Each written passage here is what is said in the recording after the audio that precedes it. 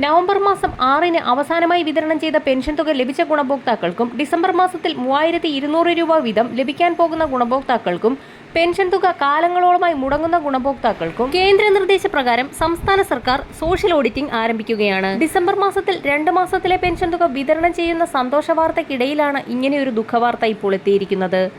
Pension അനർഹമായി കൈപ്പറ്റുന്ന ആളുകൾ pension തട്ടാൻ നൽകിയ വ്യാജരേഖകൾ, ഏതൊക്കെ ഉദ്യോഗസ്ഥരാണ് പെൻഷൻ അനുവദിക്കാൻ കൂട്ടുനിന്നത്, അനർഹരെ ഏത് മാനദണ്ഡത്തിന്റെ അടിസ്ഥാനത്തിലാണ് തെരഞ്ഞെടുത്തത്, അനർഹരുടെ പട്ടിക അംഗീകരിച്ചതാര്, ഇതിന് സർക്കാർ അനുമതി എങ്ങനെ ലഭിച്ചു, പെൻഷൻ തുക പോകുന്ന അക്കൗണ്ടുകൾ, ഗുണഭോക്താക്കളുടെ പരിശോധനയിലെ പിഴവ് എന്നിവയാണ് പ്രധാനമായും വിജിലൻസ് സംഘം അന്വേഷിക്കുക. തദ്ദേശ സ്ഥാപനങ്ങൾ കേന്ദ്രീകരിച്ച് ക്ഷേമ പെൻഷൻ വാങ്ങുന്നവരുടെ പട്ടിക പരിശോധിക്കാൻ വിജിലൻസ് രംഗത്തെത്തിയിരിക്കുകയാണ്. എല്ലാ ജില്ലകളിലും തട്ടിപ്പ് നടക്കുന്നതായാണ് വിജിലൻസിന്റെ പ്രാഥമിക വിലയിരുത്തലിൽ കണ്ടെത്തിയിരിക്കുന്നത്.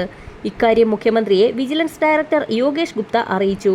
പെൻഷൻ അപേക്ഷകളെല്ലാം വിജിലൻസ് പരിശോധിക്കും. അതുകൊണ്ട് തന്നെ പുതിയതായി പെൻഷൻ അപേക്ഷിച്ചവരും ഇതിൽ ഉൾപ്പെടും. ഡിസംബർ മാസത്തിൽ കൂടി ഒട്ടുമിക്ക പെൻഷൻ ഗുണഭോക്താക്കൾക്കും മുടങ്ങാതെ തന്നെ 3200 രൂപ വീതം എത്തിച്ചേരും. ജനുവരി മാസം മുതൽ ഒട്ടുമിക്ക ഗുണഭോക്താക്കളും പെൻഷൻ പട്ടികയിൽ നിന്ന് പുറത്താകുന്ന സാഹചര്യത്തിൽ പെൻഷൻ വിതരണത്തിൽ വമ്പൻ മാറ്റങ്ങളാണ് വരാൻ പോകുന്നത്. അതിനിടെ ക്ഷേമ പെൻഷൻ തട്ടിപ്പിൽ സഹകരണ വകുപ്പും അന്വേഷണം ശക്തമാക്കും.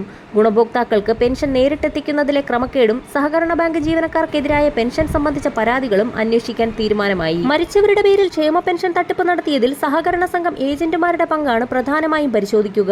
പെൻഷന് അർഹത നേടിയ സമയത്തേതിലും ഉയർന്ന ജീവിത സാഹചര്യങ്ങൾ ഉള്ളവർ പോലും പെൻഷൻ പട്ടികയിൽ നിന്നും പുറത്താകും. നിലവിൽ അനർഹമായി തുക കൈപ്പറ്റിയ സർക്കാർ ജീവനക്കാരിൽ നിന്ന് മാത്രമാണ് പെൻഷൻ തുക പലിശയടക്കം തിരിച്ചുപിടിക്കാൻ സർക്കാർ തീരുമാനമായിരിക്കുന്നത്.